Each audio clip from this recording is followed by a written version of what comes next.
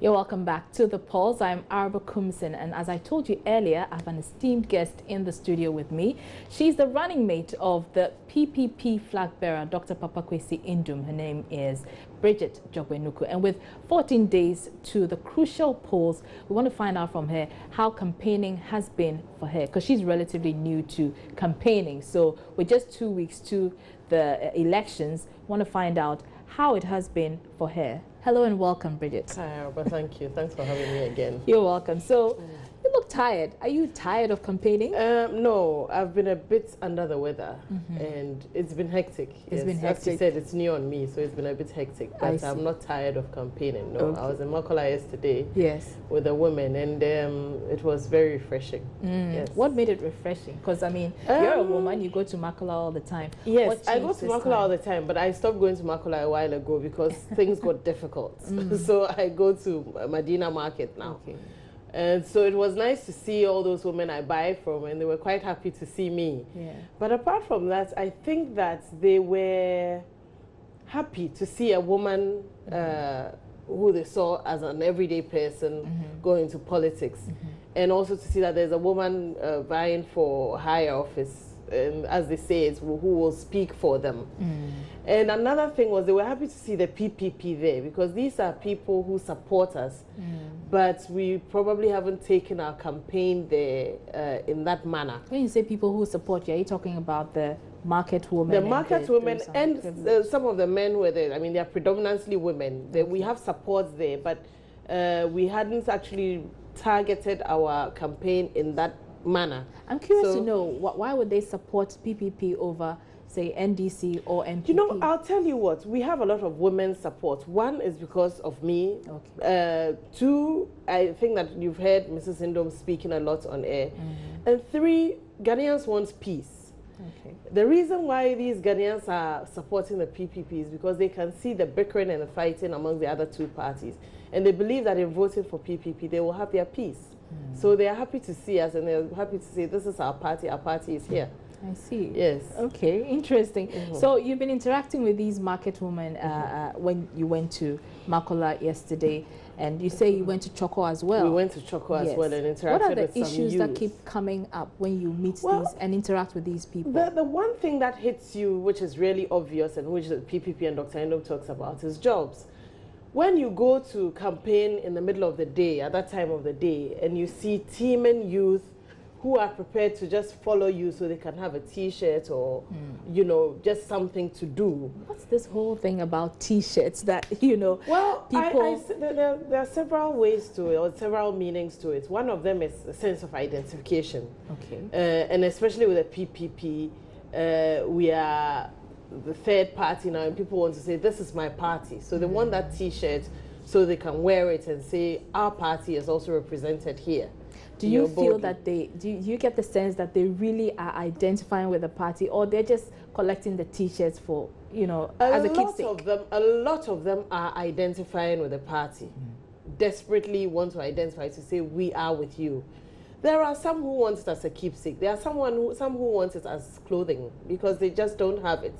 Yeah, because what I hear is that, you know, we go on the ground, we see people, you know, rushing to get T-shirts from the NDC, from the NPP. Yes. So I'm wondering, I mean, how do you feel as a candidate? When I am driving through a small village or a town, and we happen to slow down, and someone comes running out of their house, cheering because their party is here, and with all that saying, okay, so give me a T-shirt to identify with you. I don't think it's really a case of there are T-shirts being given away, give me one. It's a case of I identify with you, I want to be with you. I'm your member, as they think of it. I'm one of you. I want to be with you, and I want to be seen as being with you, and that's why they come for it. That's what I believe. I see. Interesting. So you've been campaigning. I mean, both you and Dr. Indum, but you've been to the Western region, you've been to Bonohafo region, yes, and you've been Central to Central region, and then the Volta region. I'm interested in the Volta region because that is where you hail from, the Volta region. How have Voltarians embraced you? Have they embraced you? Yes, they have. I mean, no doubt. you don't doubt that there's still an element of she comes from us and she's one of us, and therefore we support her. But I don't think it's only because I come from there. I think I also have a constituent of people who know me, who know where I come from, and therefore support me. But not only me, but also Dr. Indom and the PPP, and what Dr. Indom has done all over Ghana. So there might have been the issue of what we call the wasted votes, where people thought, well, I like the PPP, but I'm not sure how much my votes will count. So for me being there, it's a form of endorsement for the things that Dr. Indom has done there. It makes a lot more people realize that this party has a full potential to run this country. And I get the support from there as well, because he has indeed done, I'm sure you've heard about the RARA project. Exactly. And there is actually close to my hometown, there's a GN Bank and things like that. Are those all, overtures by Dr. Indom and the PPP to, capture the votes by setting up industries you know what? and companies? We don't go into these things to say, I'm doing this to get votes, as the other parties have done. We're not going to get votes. We're going to make the lives of the people better. And when you make the lives of the people better, they appreciate it. If you say we've seen how some parties are tarring roads and, just before elections, or giving 8,000 jobs to people just before elections. You don't do this 3 weeks to elections or 14 days to elections. You do it whilst you're in power. And you must recognize, whether you are in power or not, that the people need help. The people need that, assistance to live.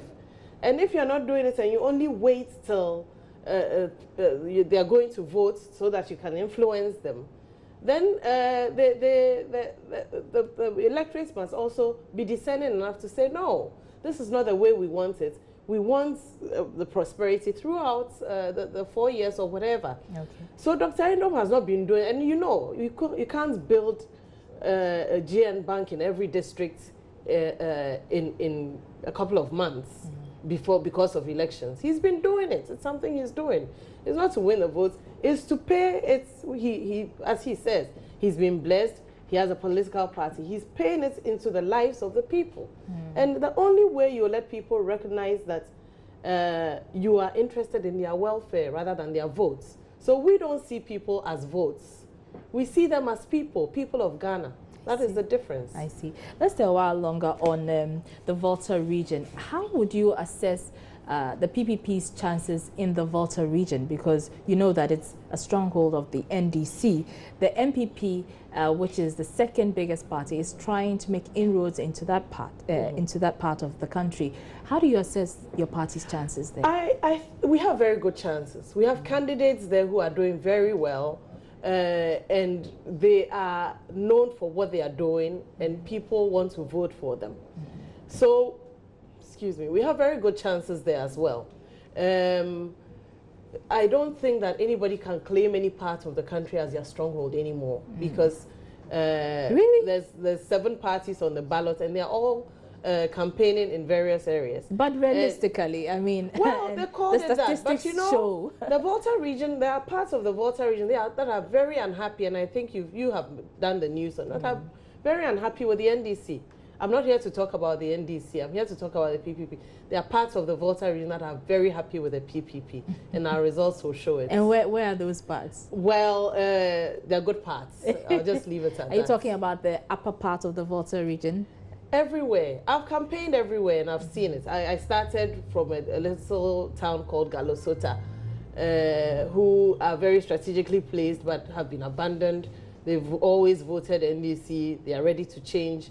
We've gone to the Bato areas. There are several constituencies, including where I come from. I see. That's interesting. You did mention that you also campaigned in the Western region, and now we know that the chiefs there have been clamoring for a greater share of the oil wealth. Yes. What is your party's plan with respect to, tapping these resources and using them for the betterment of Ghanaians if you're elected? I don't think it's just taking resources and using it for the betterment of Ghanaians. As Dr. Indom and the PPP says, if, for example, the headquarters of the GNPC, for example, or those who, all the oil companies would move to the Western region, the Western region would develop even more rapidly. How so? How so? Because if you put the headquarters there, the people will invariably live there. They will ensure that all the facilities that are needed for their day-to-day living and for their children and for their families will be in place. They will ensure, because they will have to cater for those people. Those people won't always have to run back to Accra for the services that they need. Right. In doing so, the Western region will also be developed. So it's not just a matter of taking the revenue from oil and sending it to the Western region. It's a matter of ensuring that the Western region also develops along the... Accra is not the only part of Ghana, or Ghana is not just Accra or just Kumasi. It has to spread, and the development must spread evenly all over. I see. So during your campaign rounds, I mean, you've been visiting many of the regions. What are the nagging issues that come up consistently? Jobs, education, health, agric. The jobs I've already touched on. There are too many young men and women walking around out of school at various levels with nothing to do. And as we say, the devil finds work for idle hands. So jobs, jobs, jobs. And when we say jobs, we don't want to make it a technical, fancy thing where everybody is sitting behind a desk in an office. You can make jobs out of the resources that are available in that community. So you have a fishing community. How do we develop this fishing community to provide more jobs for these people? In my hometown, the palm oil, we have palm oil there. How do we develop the jomi that I sell so that people, there'll be more people hands-on working there?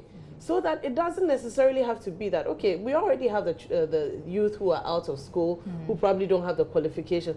There's no sense in going to build a big bank, for example, and putting them all there. So tapping into the natural resources, the natural that resources. particular And region. one thing that kind of sounds like one district, one factory to me. I haven't called it that, and I won't dare call it that. It doesn't necessarily have to be one factory. It could be anything else. It could be hospitality. It could be services. What the people are known for and what they are used to doing, improve on it and let them. So it doesn't have to be a factory. It doesn't have to be a dam, you know, if you like. We've got to be innovative, and it's not rocket science. Yeah. It's not something that is remote from us to think about. Yeah. Everywhere you go, fortunately in Ghana, and as I say, we needn't be poor. Everywhere we go, you ask them, what do you do here? What are you good at here? And they are able to count off their fingers the various things they do. The only thing is that it has been left untapped, or it's been left undeveloped. A lot of it is agric-based. It is said that 53% of our adult working population are formally or informally employed in the agric sector. And yet, that is the one untapped, or if even not, you know, retarded sector in our economy. I see. Interesting. Yeah. So, you know, on the campaign trail, politicians say a lot of things. I mean, some inspiring, others not so inspiring. And just recently, the two main, the president and the candidate for the governing party, John Dramani Mahama, made some comments considered by some as ethnocentric, and he's come under criticism for that. What do you make of, you know, comments by some of your competitors, if I may put it that way, which may not inure to the benefit of all of us, the electorate, listening to them? Of course, it's not right, and it's been condemned by everybody, and I will add my voice to that. I mean, ethnic politics just divides us, obviously. So is religious politics, if you base it on religion. I think that we're all Ghanaians, and thankfully I say 2.5 Ghanaian languages, a little Ga, and I speak some Twi and I'm an Ewe. But at the end of the day, we are all one people. We've intermarried, we've gone to schools together. We are one people. And if at a time like this, you want to pitch tribes against each other, it's divisive and it's dividing the country. And I will, at this point, make my point and say that the two parties have indeed played ethnic politics. And that is why there's a reason we are right in the middle of the two parties on the ballot paper, to stop the fighting, to separate them, and to say, vote for us. We are the peaceful ones. We don't talk ethnic politics. And that is why in the PPP, you'll find people of various tribes all coming together, just various ethnic groups coming together and just making it work for the sake of Ghanaians. We're all Ghanaians. And we really should get off that bandwagon. Okay, all right. Now, I hear you, and I realize you're very confident about your party's chances, which is not surprising, though. Yes. But I'll tell you why. Another thing why I'm confident. In Ghana now, when you speak against the ruling government, then you are in the opposition party and the NPP. And if you speak against the NPP, then you are against... you're for the ruling party. You're for the ruling party. There are people who are not speaking, but they know what they are going to do on 7 December. There are people who are tired of the bickering, and they are the ones who are going to vote for PPP on 7 December. And there are a lot of them. What's your confidence based on? Because we heard these comments in the 2012 campaign. And the 2012 elections were rigged. We all know. Well, we know that, sorry, I should use a different. The elections of 2012 were disputed. And it had to go to the Supreme Court. If PPP had gone to the Supreme Court as well and said, let's also figure out where our votes went, we might not have gotten, we will certainly have gotten more than we got. You think so? I believe so. Why? Well, because it was there, it was proved in the Supreme Court that the votes were not quite what they were. But that statistics didn't indicate that the PPP could have had more votes. Well, because the statistics did not prove that the case in court was not concentrating on PPP's votes. If we had said that, okay, we also want to dispute ours, which we didn't, which is fine, because it was between these two parties, the two leading parties at the time, then, but if we had gone, you might have found that those numbers were not quite what we got in 2012. But so let's not use 2012 results. But let's be realistic, Bridget. I mean, I'm being realistic. The NDC and the NPP obtained more than 40% of the votes in the last election. Indeed. The PPP obtained less than 1%. And that is what I'm saying. What makes you think that you can jump from 1% to at least 50%? What proof is there that we actually got 1% when we didn't, when all the results were disputed? So the results were disputed. So if we had gone back and looked, I'm not saying we would have got 50%. It was a fairly new party. We had gone into, well, at the time, I wasn't part of them, but they had gone into the polls being fairly new, being fairly unknown. But they still had supporters. All I'm saying is, we will never know whether that less than 1% was actually what we got or whether we got more. If we had also disputed and said we should have gotten more. But if you feel that, if you feel strongly that you were cheated or the elections were manipulated and to disadvantage you, why didn't you take it up? It's a bit difficult for people to now accept that you thought that you were... Maybe you're speaking for Araba Kumsin, but it is not difficult for Ghanaians to know that PPP is the party now that they want to vote for. They want to vote for the PPP for unity. They want to vote for the PPP for peace. They want to vote for the PPP for women, for children, for education, for jobs. They want that. They want a forward-looking, progressive party, not two parties fighting. Ghanaians want peace, and Ghanaians want Dr. Papa Kwesi Nkrumah and the PPP. Oh, I see. So, well, I mean, let's still stay on this because I'm not quite sure. You say that the PPP could have had more votes, but yet you chose not to dispute the election results. So what are you going to do this time around to ensure that, you know, you obtain more votes and that the election results are not manipulated? I think there's a lot that has gone on. What are we doing now? We are campaigning in the right places. You know that we have candidates in 170 constituencies. Dr. Papa Kwesi Nkrumah and his family and all the officers, executives of the party are targeting the right places. We have polling station agents that are going to ensure that in every polling station, the elections are free and fair or are conducted in a credible manner. And I think all Ghanaians are vigilant to ensure that what happened in 2012 does not happen again. And that is that's what we are doing. And when you talk about vigilance, what is your party doing? I mean, we've seen other parties, putting in place measures to ensure that, they don't get into the same situation that they found themselves in. Like I said, we also have our polling station agents where necessary. In all the polling stations, we will have our agents there looking on, ensuring, signing the pink sheets when it comes to it, making sure that our results have been tallied correctly. Of course, we are not going to fight or carry away ballot boxes or anything like that.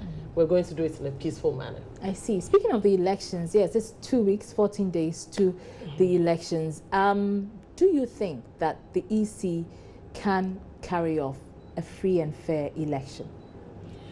There is a lot of, I need to find the right word here. Mistrust? There's a lot of mistrust, yes, and there's a lot of people are unsure because of all the things that have happened.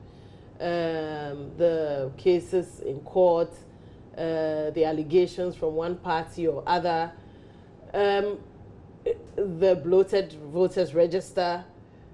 So free and fair is going to be difficult, but we are hopeful that the right thing will be done on that day by most of the people who are all Ghanaians and wants the peace of this country. When you say the right thing, what do you mean specifically? Well, anything can happen. There can be cheating, rigging, all kinds of. The 2 days ago there was the issue, or a few days ago there was the issue of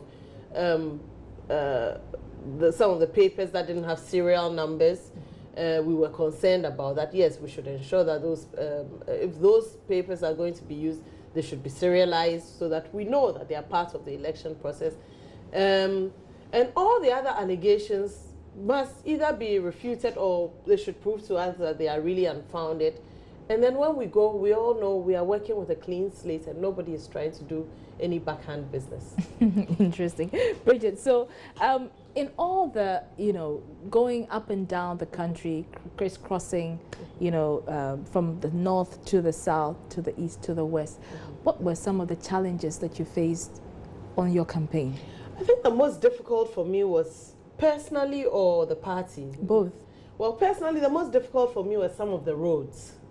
Okay. Sometimes you go along a road where you can't believe that people live on or beyond.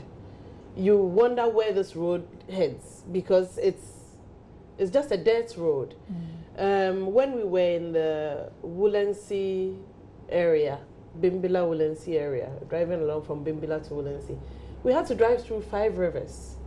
And that was because they had bridges that were half built, not finished, and you had no option but to drive through the rivers. And the night before it had rained.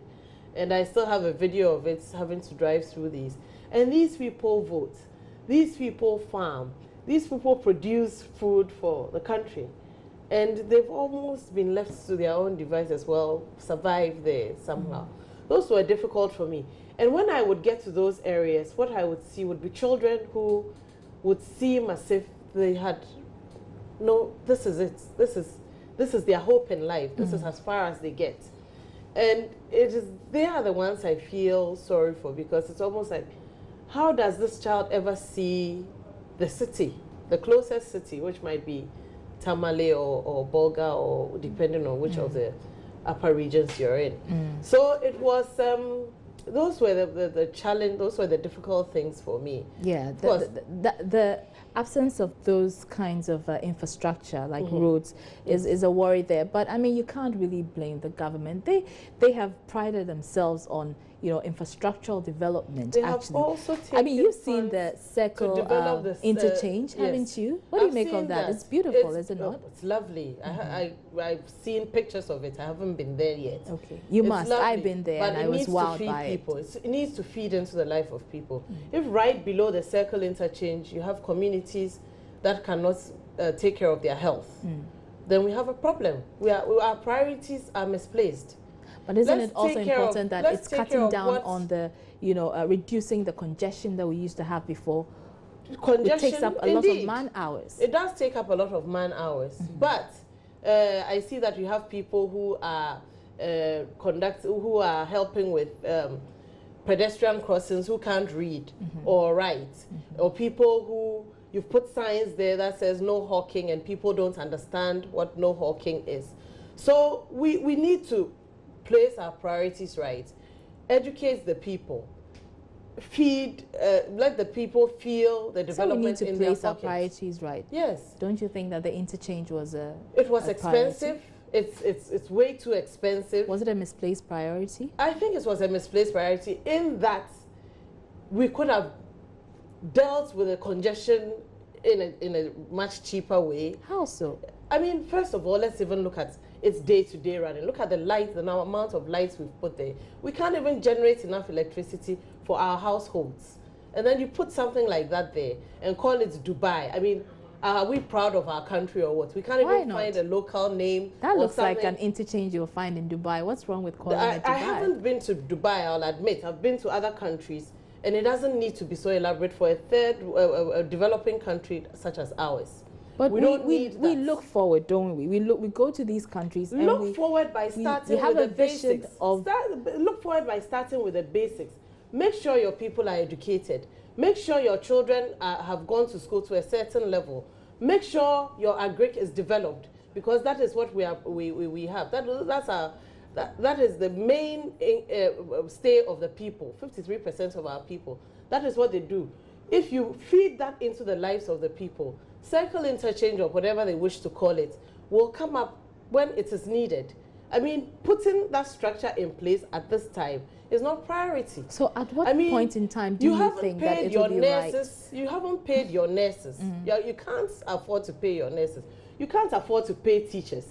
You can't afford to employ your youth, who, if they don't have jobs, will one day end up building shacks under that thing, and it will no longer look like Dubai. Those are the things we should be concerned about, not lighting and beautiful things. Beautiful things are nice when your people are fed and are healthy and are educated. But government is feeding the people. Government is educating the people. In fact, they have been commissioning a lot of the community day senior high schools across the country. Yes, all and over yesterday a young man in Choco said, you are educating the people, you are building community day secondary schools. Where are the children who fail into community day secondary school when about half of your JSS population are weeded out anyway by the JSS system? PPP and Dr. Indom says we'll take out the BEC. Let people go freely all the way into SS. No examination. No examination, because you see. But how do you assess yourself if you're not examined? Well, you examine yourself step by step. Let's have a basic step. You know, people fail exams not because they don't know. There are all kinds of conditions that go into failing of exams. And some of them is just psychological, not because the person is not capable. So let them go step by step, take the exams for that very stage until they get to senior secondary school and take that final exam. And when they are not able to go beyond that into universities, as we have 67% of people staying at home, you give them an alternative. The polytechnics or the technical, no, the polytechnics are now universities as it is. Give them the technical schools, or give them alternatives where they can, you know, do something with their hands like carpentry or plumbing or masonry. Give them alternatives, but leave them on the streets and let them not have anything to do. That is a recipe for disaster. Okay, all right. So like I indicated, we have about 14 days to the elections, and I'm sure that there's a message that you want to give to all those who may be considering the PPP as an option. Why do you think they should vote for you? Well, the PPP has your interest at heart. The PPP is not about a party. It's not about votes. It doesn't want your vote as much as it wants your welfare. That is what the PPP is about. We want the welfare of Ghanaians and the welfare of Ghana. So if we say vote for the PPP, think about your welfare. Think about your life as it were 4 years ago and where it is now. And ask yourself whether that new road that is being done right in front of your house or to your house is what is going to make your life better in 4 years' time. If that is it, then you know how to vote. But if you think about someone who's going to come and give you options to improve your life in the next 4 years, and therefore that is what you want, then you are voting for the PPP. And I'd like to say this for the last, because a lot of people talk about peace and security. We in the PPP, if you see where we are placed on the ballot paper, are right in the middle, basically playing the referee in a boxing match and saying, stand aside, everybody. You must vote. I know that in a match you don't vote for the referee, but in this case we are saying vote for us, the referee, to bring peace to this country. On the day, 7th December, when you go to vote, don't go voting with your fist. We don't need all your 5 fingers. Go voting with your thumb. That is what will bring the peace. Use your thumb to fight for you. Don't use your fist. Thank you. All right. Thank you very much. So you heard her. Don't go voting with your fist. Go voting with your thumb. Thank you very much. My guest has been the running mate of the Progressive People's Party, Bridget Jobenuku.